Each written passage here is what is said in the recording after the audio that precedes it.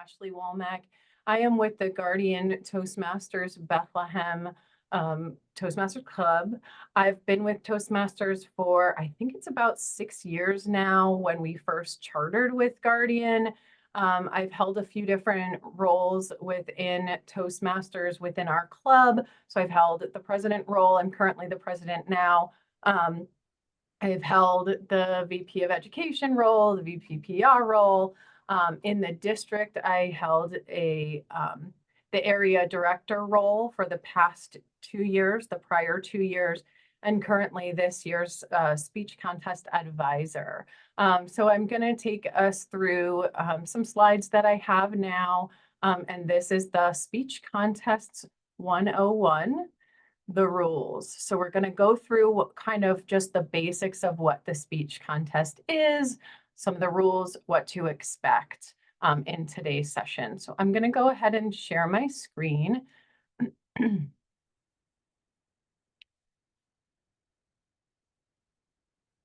And can someone confirm that you can see my screen at this point? Awesome. And I'm assuming you're just seeing the PowerPoint. Is that correct? Okay, great. I'm seeing you on the right side and the PowerPoint in the center. Perfect. You're not seeing any other like background or anything else, is No. that okay? Thank you. So like I said, we're going to go kind of over the contest rules tonight. There is a second session. It is on more of like the planning of the contest when you're getting ready to plan it. So that will be next Thursday night. I did confirm with Michelle that she's working on getting that updated on the District 38 website. So you should be seeing that session out there shortly if it's not up there yet. So first, really what we're going to be going through is the speech contest policy, the eligibility for both contestants and judges, what the selection sequence is like, the subject and preparation, and then some of the general procedures. So why do we have speech contests? Before we started the training, a few of us were talking about it, and speech contests are really a great way to showcase what we do as Toastmasters, how far we've come in our Toastmasters journey, and offer an opportunity for speakers to compete against other speakers, not only within our club, our area, our division, or the district, but also across the world. It's a really important part of the educational program, and it provides opportunities for additional speaking experience and to hear other Toastmasters be able to speak in front of other Toastmasters and to learn from other proficient speakers. So the way that we conduct our contests is that we start at the club level. So every club will host their speech contest at the club level. The winner of the club level speech contest will then advance to the area. The area will then hold its contest, and then those winners will then advance to the division and then advance to the district. So in this year's contests, we will be doing the international contest as we typically do every year. And this year we will be doing the table topics contest. Our district has decided that we were going to do the table topics contest. So that is what we will be participating in this year. Some of the other contests that are available are the evaluation contest, the humorous contest, and the tall tales contests as well. For contestants to be eligible to compete in the contests, they must be a paid member of a club in the area, the division, and the district in which they are competing. The club must also be in good standing as well. So you must have all dues paid up, and the club must be in good standing. at each level in which the contestant is competing. So if they are competing in the area level and they are in good standing, the club is in good standing, and then they move to the division level and something happens and they are no longer in good standing, they cannot compete from there.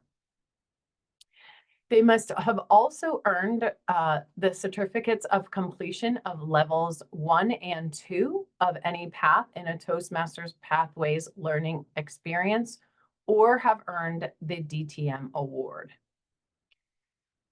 A new, dual, or reinstated member must have the dues and membership application current with World Headquarters. That does go into that being a paid member and the club being in good standing. Or they can also be a charter member of a club that has chartered less than 1 year before the club contest is permitted to compete.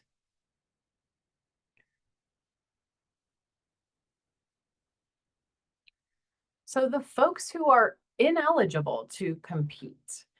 So that is the winner of the World Championship of Public Speaking that was held in August. They are unable to compete. A member competing beyond the club who is also serving as a judge in the same contest is ineligible. A contestant in more than one area contest. Any judges and officials at the contest that they're serving in.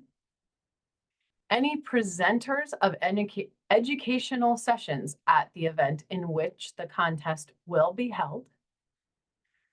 For example of that one, the district contest will be held at the district conference in April. If someone is going to be participating as an educational speaker at the conference for some other piece of the conference, they will not be eligible to compete in the contest during that conference. Any candidates for elected district officer positions and district officers themselves.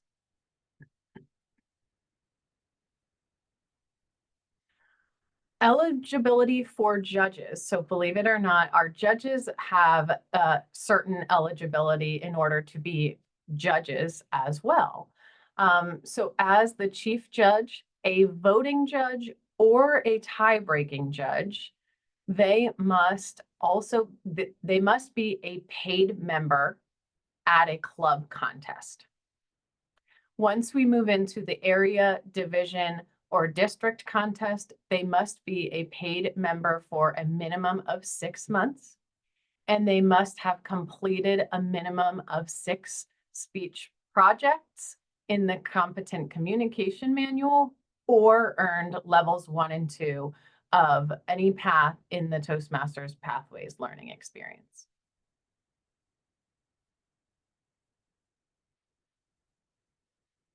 As we mentioned, the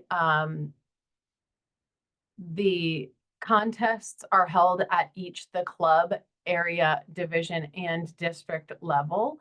The international contest will proceed past the district level, but any other contests, so the district has chosen the table topics contest, will end at the division level. Each club in good standing is permitted to choose its contestant for the area speech contest by whatever means the club desires. So if the club does not have enough members that qualify to give or to participate in the speech contest, they may nominate someone to be part of the area speech contest. I personally think hosting a club contest, even just for the opportunity to host a club contest, is the best way to go about it, because it gives your contest speakers that opportunity to present. And again, the International Speech Contest is the only contest that proceeds beyond the district level. And it does go to that quarterfinals semifinals, and then the World Championship of Public Speaking.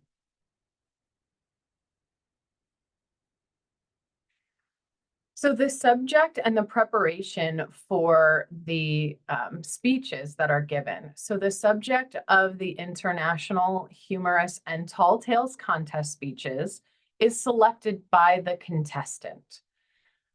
When giving those speeches, 25% of the speech or less may be devoted to quoting, paraphrasing, or referencing another person's content.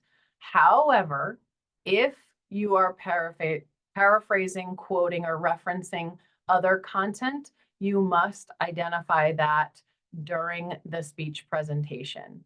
I know we've had in the past where contestants have gone and maybe sang part of a song or referenced a poem for another contestant or from another source. And if they did not specify where that came from or they did not reference that content, they were disqualified. So that is something that I like to call out. And if more than 25% of it was used over the speech time, they can be qualified. Before the contests, all contestants must certify in writing to the chief judge that the content of their speech is or will be substantially original by using the speaker's certification of eligibility and originality forms.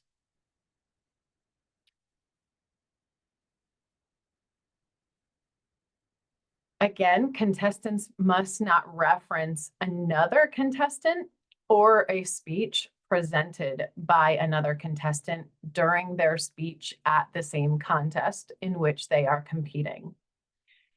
The contestant may not get up and talk about the speech prior or talk about maybe another contestant that is going to compete after them. That is not allowed and they can be disqualified.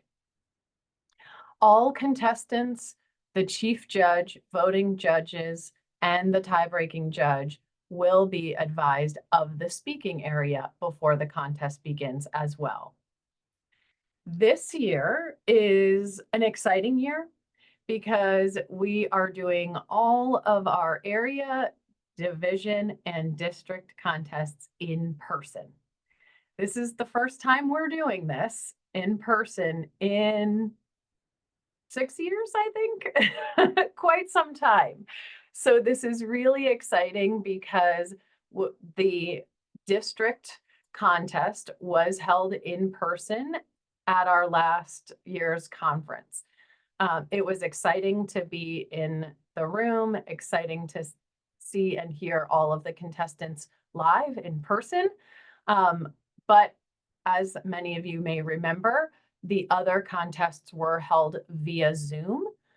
So the speaking area on Zoom is obviously the little box that we're all in. But when you're in person, there should be a designated speaking area, such as a stage or the front of the room that will be decided before the contest begins. So that is what that's referring to.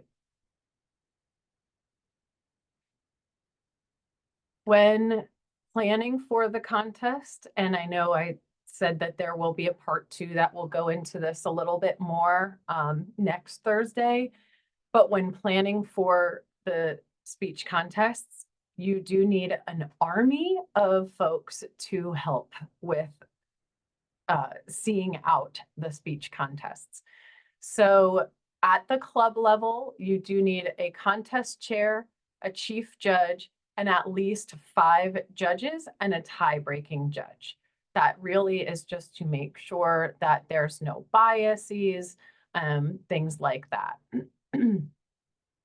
At the area level, there's also the contest chair, the chief judge, and then an equal number of judges from each club in the area, or at minimum 5 judges. Again, to keep from any biases that may happen. At the division level, it does bump up from 5 to 7, or that equal number of judges from each area.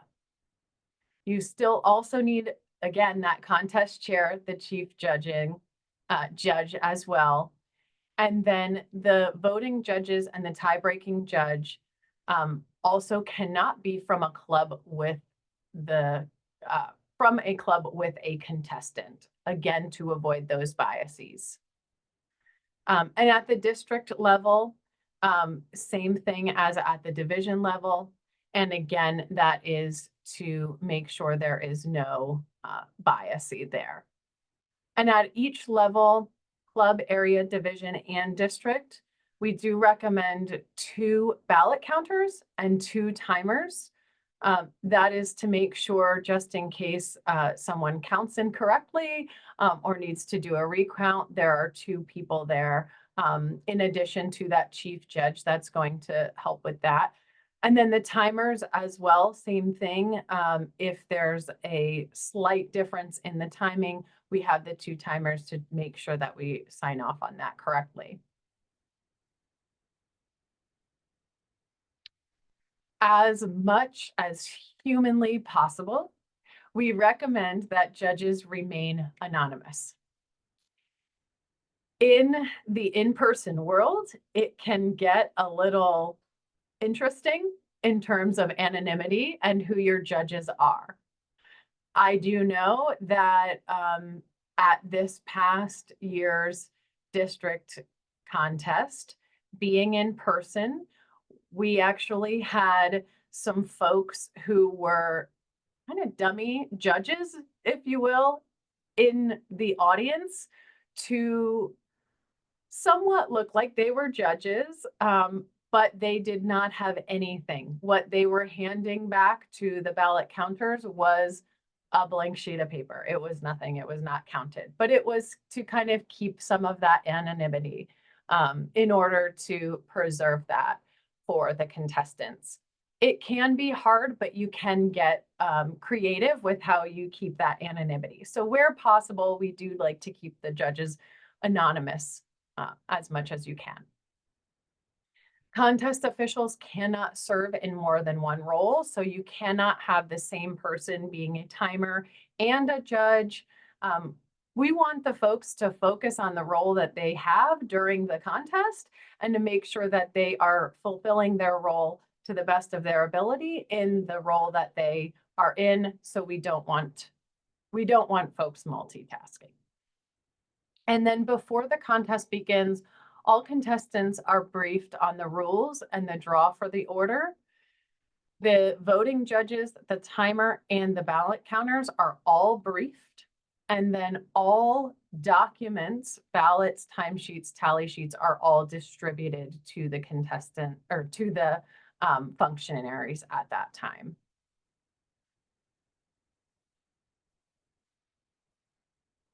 So when it's time to present the contest and the contest chair is getting ready to introduce the speakers for the international speech, they will be giving the contestant's name, the speech title, and then the contestant's name.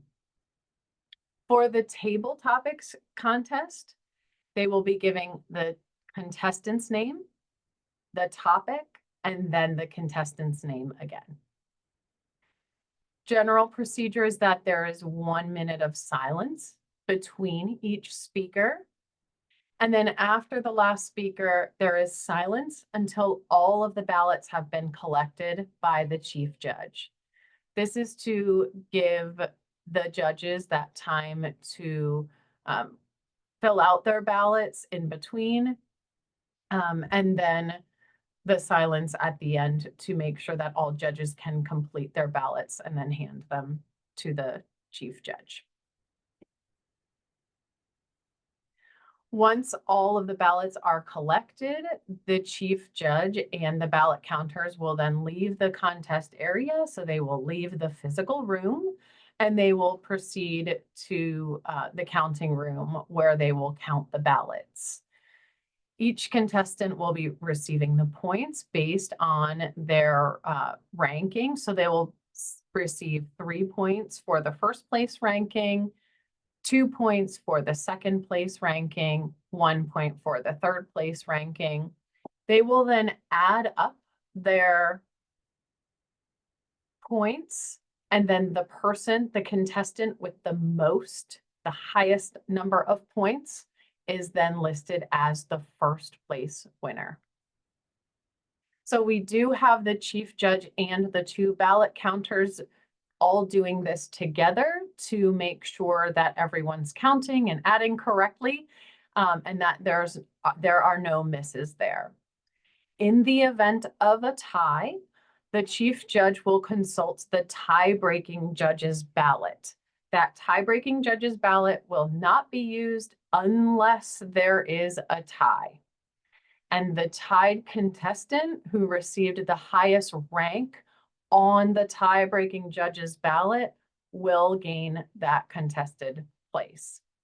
So if the first place contestant is agreed by all on the ballot counters agreed on the first place winner, but there's a tie between second and third place, they will then go to the tie-breaking judge's ballot to determine the second or third place winner.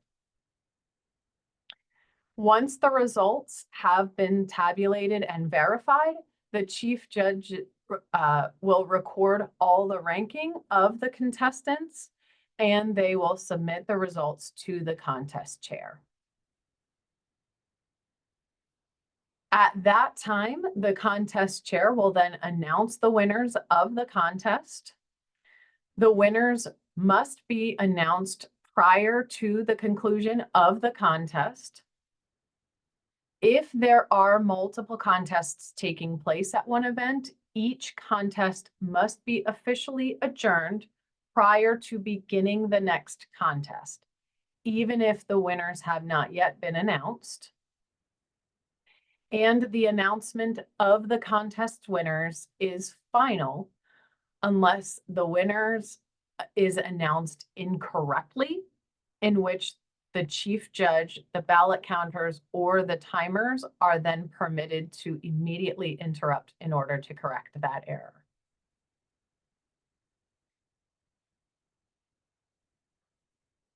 The timing of the speeches. So again, as I mentioned previously, there will be 2 timers that are appointed by the chief judge. One is provided with a stopwatch. The other is provided with a signaling device that displays the green, yellow, and red colors. We say that we use a stopwatch. However, some folks may choose to use their phone. That is okay. We just want to make sure that both timers are available to time the speeches. The device that you use to signal the green, yellow, and red colors must be in full view for each contestant. And the timers must hold up the card the entire time so that the contestant knows exactly what the timing of where they are is at. If there is a technical failure, a speaker is allowed 30 seconds additional overtime before being disqualified. However, typically in the in-person event, there usually isn't as much of a technical failure. That's more if there is a like a Zoom technical issue. And then the timing of the speeches. So again, the international and the humorous contests are 5 minutes to 7 minutes. There is that 30-second grace period. So they would be disqualified if the speech is less than 4 minutes and 30 seconds or more than 7 minutes and 30 seconds. Table topics is 1 to 2 minutes. And for the table topics contest, they are disqualified if the speech is less than 1 minute or more than 2 minutes and 30 seconds. So there is that grace period for table topics on the back end, but not on the front end. The evaluation contest is 2 to 3 minutes and Tall Tales is 3 to 5 minutes. I wanted to spend more time and highlight the international and the table topics since those are the contests that we, as the district, will be competing in this year. With the timing of the speeches, the timers will be the ones to time and record the speech or record the times of the speeches. The judges should not take timing into consideration at all. The judges should not be trying to time, or they should not be paying attention to the cards to say, oh, that person was over, I'm going to disqualify them. The judges should not be concerned with the timing of the speeches and should only be focusing on the judging the content of the speech. The timers will then be the ones to say whether or not someone is disqualified based on time. That's all the prepared content that I have for tonight. I know that I went through a lot of information. Hopefully a lot of this was helpful to you. At this point, I'm going to open it up to questions and I'm going to stop sharing my screen. So what questions do you have? Yeah, Murray. Yeah, I have a couple. For the table topics contest, does someone have to complete levels 1 and 2 of Pathways, or is that just for international speech contest? I believe they also need to complete the levels 1 and 2. No, actually, No? for the contests that are not international, anyone who's a member can compete because that one is not going through after the district level. So even a new member can go there. Okay, I just want to confirm that. That was my understanding, but I just wanted to confirm after I saw your slide. And my second question is, if there's a club that's not in good standing, they have less than 8 paid members, should they even have a club contest, or is it okay to have a club contest, but they just need to know that you can't proceed further than the club contest? My That makes sense. opinion is if they are actively trying to get to being a club in good standing, Mhm, they right. should. I think they Sure. should, right? That's the goal, right? Right. So, but I think they should also be aware that if they're not currently in good Mhm, standing, right. they must get to being in good standing before that area level. Yeah, that would be made clear, of course. Thank you. Yeah. Amy, I see your hands up. Thank you, Ashley. What about reinstated clubs? There's a club in my division that was recently reinstated, and I believe they have 9 members. So is there a time period there that they have to wait, or how is that handled? Yeah, that's a great question. I honestly would have to check the handbook on that, unless Ari, if you know off the top of your head. I'm actually looking at the slides. Okay. And it does says new dual or reinstated member. Well, but it's a club, right? So, but if the club is in good standing, I guess it shouldn't matter, right? Well, That- the club was suspended and then they were reinstated before they were inactive. Like they didn't ever become an inactive club or. So by the time the contest arrive, which will be for them to participate, will be February, should Yes. be they're gonna be reinstated for a few months, right? Yes, okay. So I will think that should be fine because they're back online, right? Yes. Thank you. Yeah, and that's my thinking on it as well. That's as long as the club is in good standing at the time of the contest, they should be good to compete.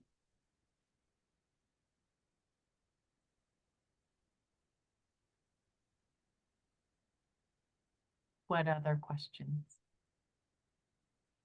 I have a comment in terms of that relates to also the clubs being in good standing. So in general, we're gonna schedule the area contests in February and then the divisions in March.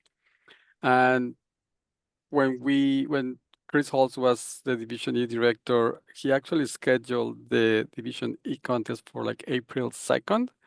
And it turned out to be a nightmare because you cannot check eligibility like just the night before the contest. You have to go back and see, okay, is this club actually eligible or this contestant can go through? So basically the suggestion is do not schedule your division contest in April. Just make sure March 30th, okay, that's it. That's the latest you're gonna have it. And then you already know all the clubs that are eligible and everything is already set because the next day then things change and you will be scrambling to try to make sure that those members are still eligible. So it's one of those simple things that turns out to be very complicated if it's not properly thought. Yeah, and just, that's a great point, Ari. And I would say just in terms of planning the speech contests for whether it be at the club level, the area level, the division level, trying to plan for them as early as possible in the month is probably a best practice. If you do need to move it back in the month, you do still have that time. But if you plan it for the end of the month and then all of a sudden something happens and it needs to get pushed into the next month, that can create a little bit of chaos as well. So plan for it earlier than later. Again, the speech contest, typically we have the club level contests in January, the area level in February, division in March, and then the district is the end of April. So the district level contest will be at the conference in 2025. So that date is already set. But the rest of the levels of the contests should try to be as planned as early in the month as possible. That's just a best practice that I've learned in putting on some speech contests myself. Farad, I see your hand up. Thank you. For the table topics, there, dropped it down. So I'm supposed to, as the contest chair, say the contestant's name, topic once, and the contestant's name again. So how come not say the topic twice, just once? And then how do we come up with the topic? Is there a theme or is there pre-selected questions from the PQD? That is a great question, Farad. I do not believe that the contest rule book has any rules around the topics for the table topics. So yeah, that's a great question as far as the topics go. Ari, any insight into that from your Yeah, so basically that would be for the contest chair and the chief judge who are putting together the contest to come up with the question. Generally, you want a question that's kind of easy and that's gonna try to allow the contestants to use their imagination, right? Because if it's too difficult, then everybody stumbles. So, but yeah, it's up to, there's no guidelines, right? Just No. yeah, you like at the area level, the area director is working with a contest chair with the chief judge and then come up with some great, and really only need one question. So that's the good thing. You don't need to have a lot, just come up with one.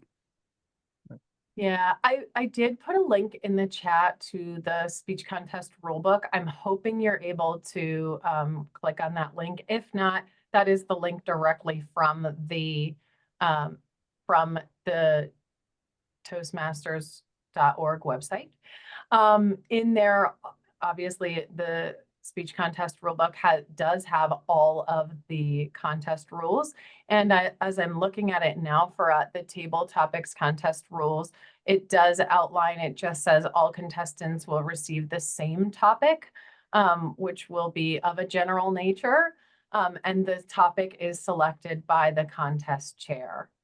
You know, kind of what Ari said, semi-easy, not too difficult. No advanced knowledge of the topic until they're given the topic. Yeah.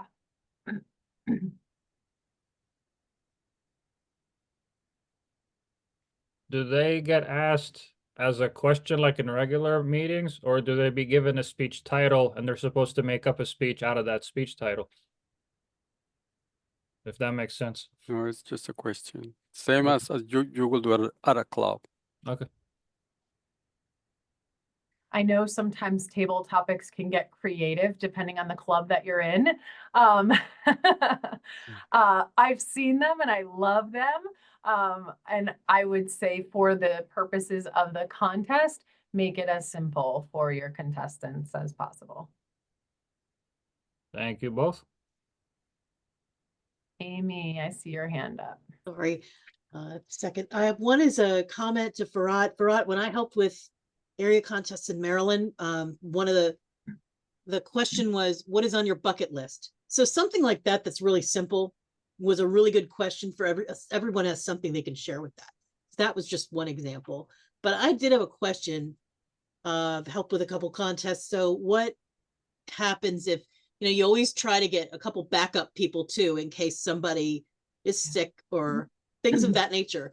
So what do people do, since I haven't helped with an in-person contest either for all these years?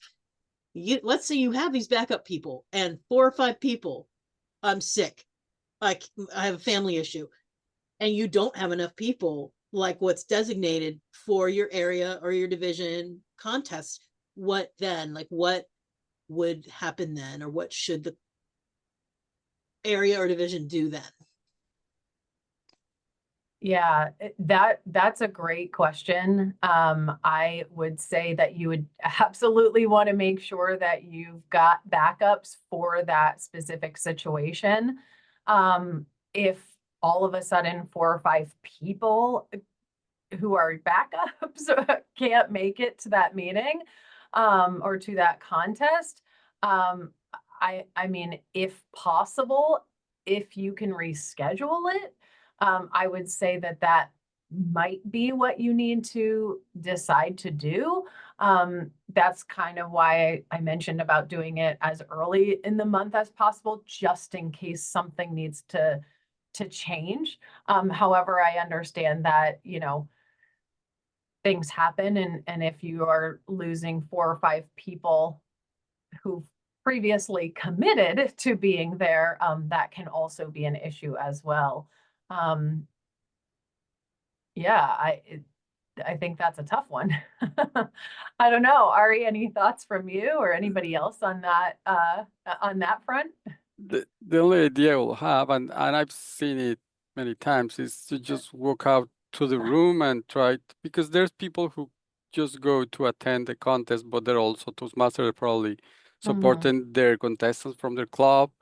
And you might have people that are eligible now. You're probably going to have to scramble to fill the forms and all that. But if there are some of the attendants that are eligible to, like say you're missing a couple of judges, and timer and ballot counters is easier because there's no forms or eligibility.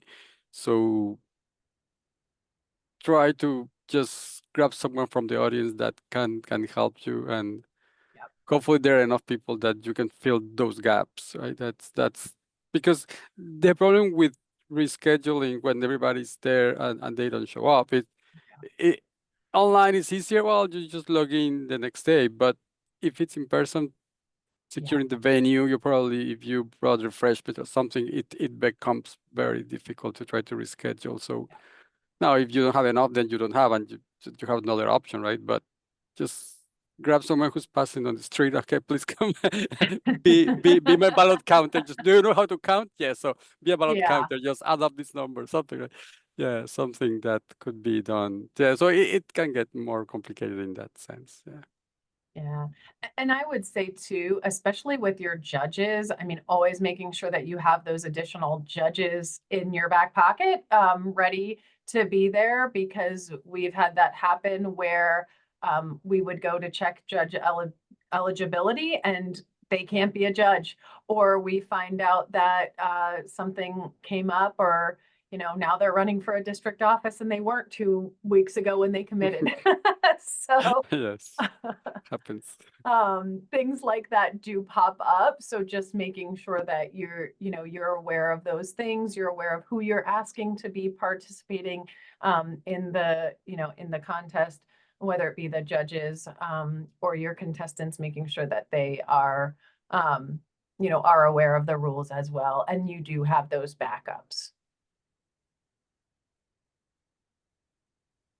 This is Grisel. Good evening, everyone. Following that line, can you refresh our memory for how many judges do we need? Yes, so I'm gonna go back to my slide. So at the club level, you should have at least 5 judges and a tie-breaking judge. At the area level, you should have an equal number of judges from each club, or a minimum of 5. At the division level, you should have an equal number of judges from each area, or a minimum of 7 judges. And then at the district level, there should be an equal number of judges from each area, or from each division, or a minimum of 7 judges. Thank you. I found in the last several years that I've been involved with the contests, just kind of having that minimum number is a best practice. So that minimum 5, minimum 7, minimum of 7, just because it can be a little bit more challenging to have an equal number of judges from each area. Sometimes it naturally works out that way, but having that minimum and kind of going for that minimum of 5 or 7 judges it just seems to work out a little bit easier that way, just from my experience. Michelle, your hand's up. Oh, you're on mute. My clicking skills not good at this time of the night. In prior years, it's kind of been a mixed bag of when it's okay to do a combined area contest and when it is not. Do you have any sense of if, again, because there's physical things involved this year at the area level, any sense of if 2 areas wanted to have a contest at the same location, is that a good thing or a bad thing? I personally have not heard anything against that. I would think that would be okay if the folks are able to be there at the same time. Again, however, as I mentioned, with like the conclusion of the contest, that would have to happen. But otherwise, I haven't been made aware of an issue with that. So I can find that out for sure though, and let you know.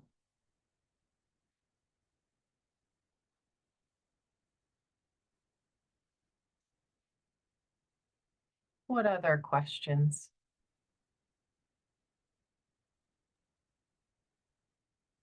Marie, I saw your hand go up. Yeah, I don't have a question. I just wanted to make a comment about Michelle's question. I know last year we combined areas. I know this year we're probably going to combine areas in Division F. So I would think, I mean, these are just my thoughts. I would think being back in person, depending on how many contestants you have too, it would make sense to combine areas, but I guess it depends. But I would be curious to see what kind of additional feedback you have, Ashley, for it. Yeah. Yeah, like I said, I can find that out for sure. But my experience, I would think it would also make sense to combine in certain areas. A lot of times then you kind of have the judges that are available for multiple contests. You have some different functionaries, you know, that are all able to do that, but I'll find out for sure and let you know.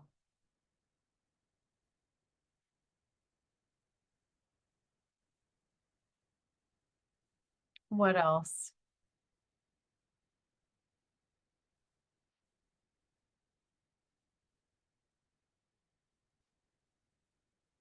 At the moment, that's all I have, but I'm sure I'll come up with stuff along the way and then I can shoot you an email. Absolutely. Absolutely. Yeah. So I am here. I do not pretend to know everything all the time at all. So I will be finding out right along with you sometimes. I think a lot of these questions are great. And I think what's really cool is that we're able to do these contests in person for the first time in a long time. I know we did the district contest in person. That was brand new for me. It was really exciting, but I had a lot of questions along the way as we did that. So like I said, I'm not pretending to be an expert in anything. I'm learning right along with you all, but I'm here to help and to get you some of those answers. So please feel free to reach out to me at any time and we'll figure it out together. I'm not Any- gonna be here for the 24th, so if you could please record it, I'll definitely be watching it. Yeah, yeah, sounds great. Yeah, same here. Sounds great. Same here. Awesome. Any other questions, comments? Amy, I saw your hand go up. Yeah, so at the Yep. next session, will you have like a suggested agenda? Yes. Okay, so I Yes. will watch that one. I will watch that session because I have a club meeting then, so great. Yes. Yeah. So during the second session, I will have a lot of like other resources as well that I will be sharing. I didn't share those today only because it's kind of more the general, like what is a speech contest, like that type of a thing today. But in the next session, I will have tons of like resources, scripts, things like that to share with everyone. And I will get that out to everyone after the session next week too. So you'll all have access to all of that information, all those resources. So yeah, again, I didn't want to overwhelm folks tonight, but that's part 2. Tonight's 101. That's, 102. What else? Any other questions? Any other feedback, thoughts, concerns? Emotional outbursts? I ask my team this all the time. Sometimes you just need to like scream. It's okay.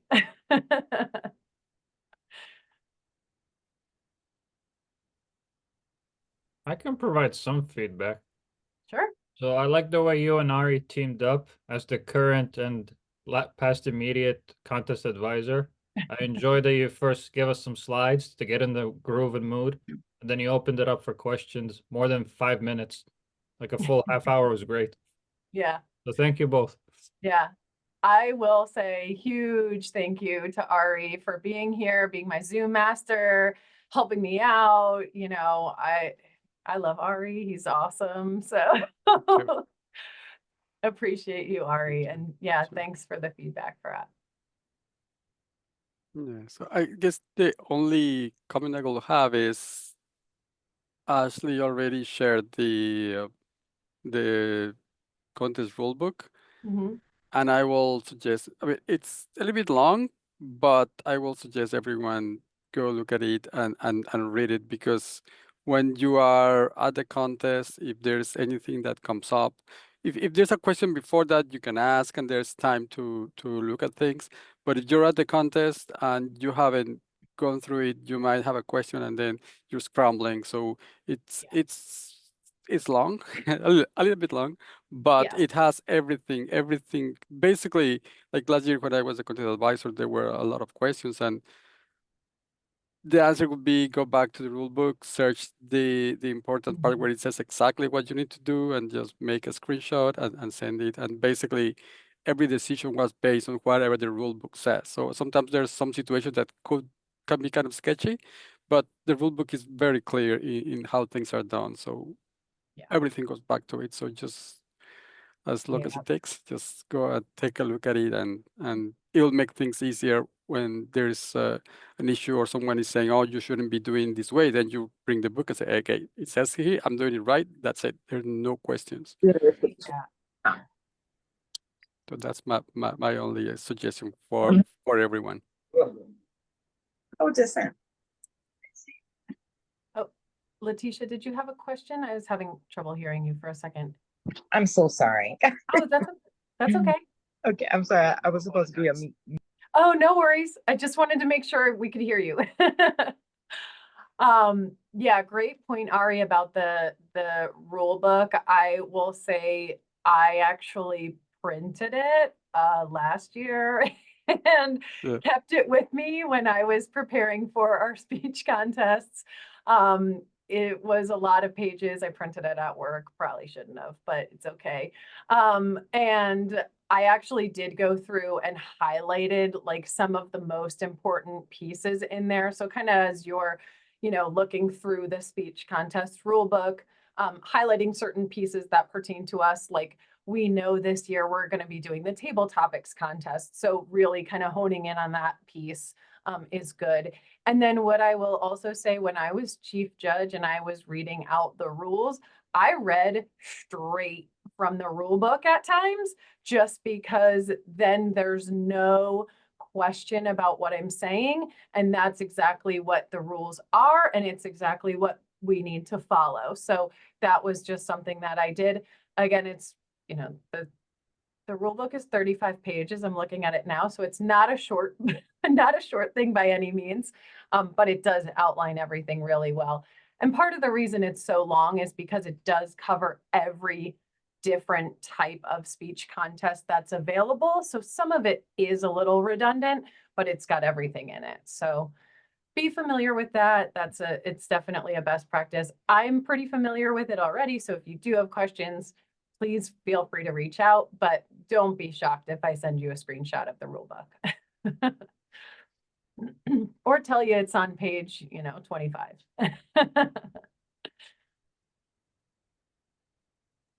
I actually did that last year as contest chair. I took out the pages and certain Yep. like where they are, and I sent it to them and told them to be familiar Yep. with it.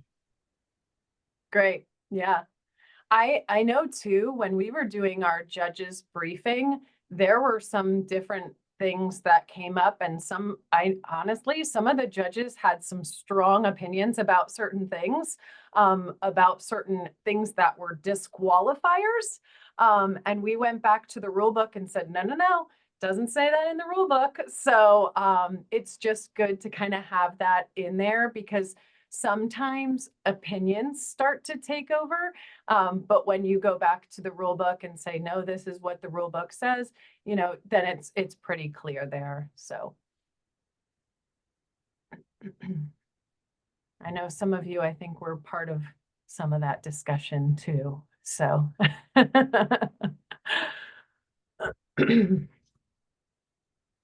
any other questions, any other comments, anything else I can answer at this point?